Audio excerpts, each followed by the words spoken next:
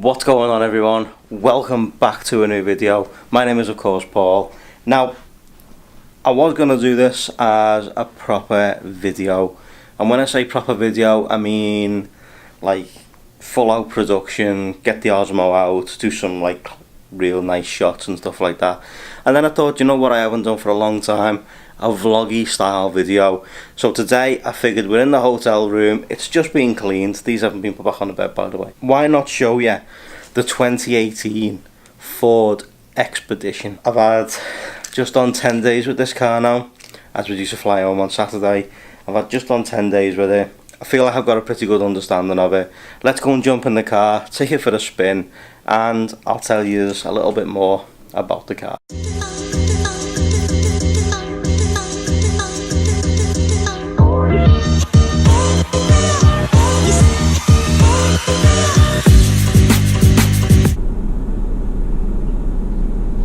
And there we go, just waving myself off to the wife there, who's sitting by the pool in the sun while I go and do this. Now I feel like I've had a bit more time with the car, I feel like I've got to know it a bit better. What I can tell you is that it's very, very thirsty. Now it's a 3.5 litre V6, which pushes out 375 horsepower. Now, that might not seem like an awful lot for a big SUV, however, it is actually plenty. Now you've got various modes within the car when you go to the drive mode. So what we're in now is called normal mode. Now the car's actually got 10 gears. It shows me on the side here that it's actually got 10 gears. The car feels absolutely superb. It feels really, really smooth, really responsive, even though it's an automatic, and it's got the rotary dial instead of a normal gear shifter, which basically the new Focus, by the way, you can also get that in that when it comes out. The ST line's going to have the rotary dial. Air conditioning, you can hear blowing. I can only apologise for that because right now, guys, it is actually 88 degrees right now. It's super, super hot, and if I don't have it on, I'm going to die. So that's why it's on. But I've also got the cooling seats on as well, which we don't get in an awful lot of cars back home. I know we haven't got the weather for it, but when we have, we got those leather seats. You know, it's definitely a nice feature to have. It feels lovely and cool on my back, especially when, you know, you've been out all day, it's super hot, etc. And then I've had some more time with the car and I've got to know it a bit better. You know, I feel like this is a car I could drive back home. This specific car is the four-wheel drive version. Now it's the 2018 Ford Expedition Limited Max, so it's not far off being the top of the range model. Comes with the Sync 3 technology, as our cars do back home in the UK.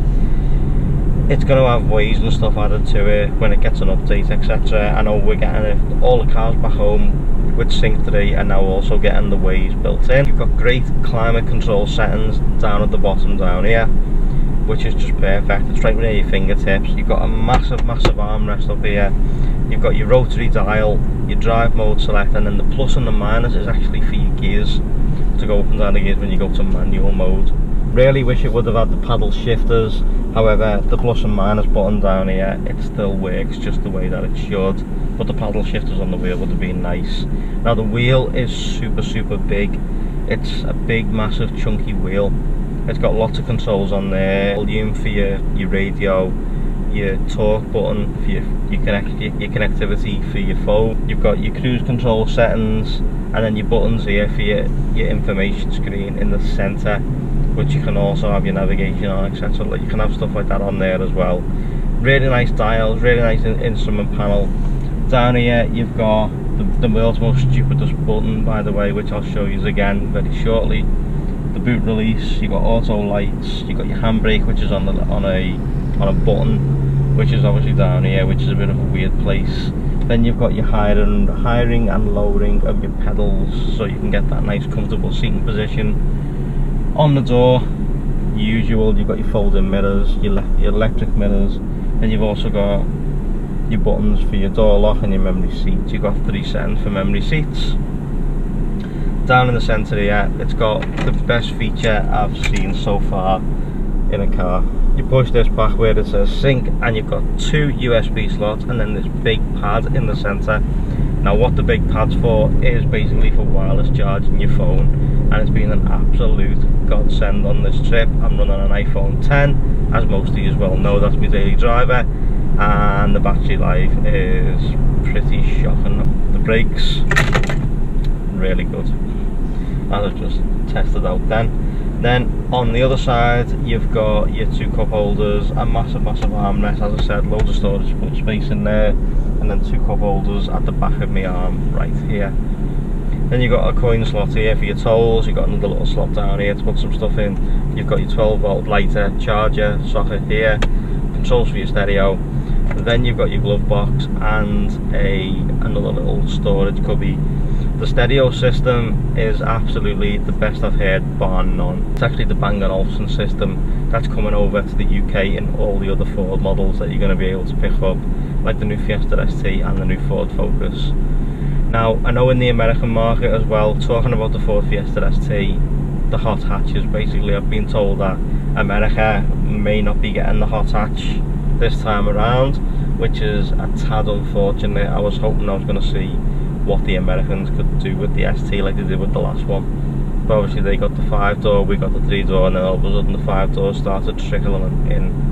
But enough about them, we're talking about the Expedition today. Now, as I said, she is a bit of a drinker, she is quite heavy, and it's like 16 miles to the gallon, but over here, of course, as you know, you get your fuel via the gallon, not via the litre like we do back home. It's also got auto start stop. Now, I'm not a fan of auto start stop. Personally, it's one of my pet peeves on a car. It's meant to be good for, it's meant to save fuel. I don't see it, especially in a car like this. I don't see the point. I do not see the point in it at all. Ford obviously have bought in the EcoBoost engines. It's meant to help, but as I say, 16 miles per gallon in a car like this anyway, you're never going to get great figures. But that's not what this car's about. It's a big SUV designed for pulling people, luggage, whatever you need it to do, it can do. And believe me, the space in the back of this vehicle is the best I've seen. So as I was saying just then, basically, you know, this car is absolutely superb. I can see why the likes of Buddy from the Solomondran channel has bought one of these, and I'm looking forward to seeing what mods he does to his, because this is absolutely superb. Now, this particular car is $68,000 on the road. There is cheaper variants available. You don't get the spec this one's got. There is other options available besides this one. Now, as you know, this is actually a rental vehicle. For it being a rental vehicle, and obviously not my own vehicle or one provided by Ford, I didn't have to say anything nice about it. The only con I've got about the vehicle right now is its fuel. But at the end of the day, it is a big SUV. And that's the whole point of it. At the end of the day, there's a stupidly big SUV. It's the long wheelbase version. I'll show you in the boot in a second. Not an awful lot of negatives I can bring to the car. The seating's comfortable, there's a big armrest, the air conditioning's superb. It's great comfort wise, it glides along the road perfectly. It's a great car for what it is. Now obviously you got your key, and this is something that Solomondran goes on about a lot with his cars, is obviously if you've got when you lock it. So when you lock the car and you walk away, you go shopping, etc., you come back in weather like this, it's stupidly hot. So what you do is you beep it to let it know that you're here, then you push this button that says 2 times on it. Push it twice, the car starts up, gets the air conditioning flowing, gets whatever you left on, like your air conditioned seat, etc. The lights do come on, the tail lights, etc., so you can find your car in a car park of a night, especially when it's warm. So let me show you, let me turn that off. You turn it off with the key as well. So let me show you inside the boot. Let me open the car back up and show you inside the boot. So you pop it twice, and there you go. With the seats up, the back row of seats, you've still got pretty good luggage room right here. Lots of space up here, USB ports absolutely everywhere in this car. Loads of ports, as I said. Little hooks, there's hooks everywhere.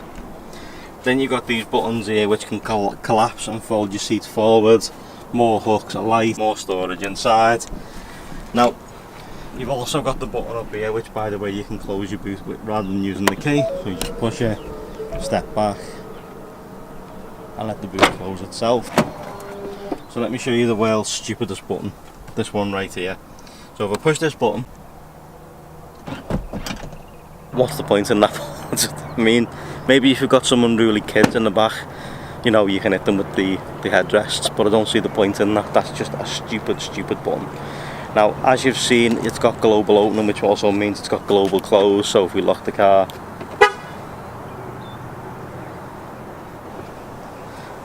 global close, so if you obviously leave the windows open, get out the car, you can just lock them via the key. Now another thing looking at the side of this car as well, you may be looking at these little silver bits that break up the car. These have actually got a special purpose, so when you open the door, like so, obviously you can lock them in the door. Little side steps come out from underneath the car, and then you go back away. But guys, that's going to do it for this little look at the 2018 Ford Expedition. So much better than the previous model. At the end of the day, it's newer, but so much better than the previous model. I absolutely love this thing. If we had these back home, I still wouldn't be able to afford one, but it'd definitely be something I'd choose over a lot of other vehicles out there. Now, this obviously parking up in Tesco car park wouldn't happen. You'd take up a lot of space, as people moan. So thanks very much for watching, guys. I truly appreciate it. Drop a like on the video, subscribe if you're new, don't forget to browse around. Lots of other videos on the channel, lots more videos coming soon. They always say that if you don't look back at your car, you bought the wrong car. This is definitely one I would look back at. Thanks for watching, guys.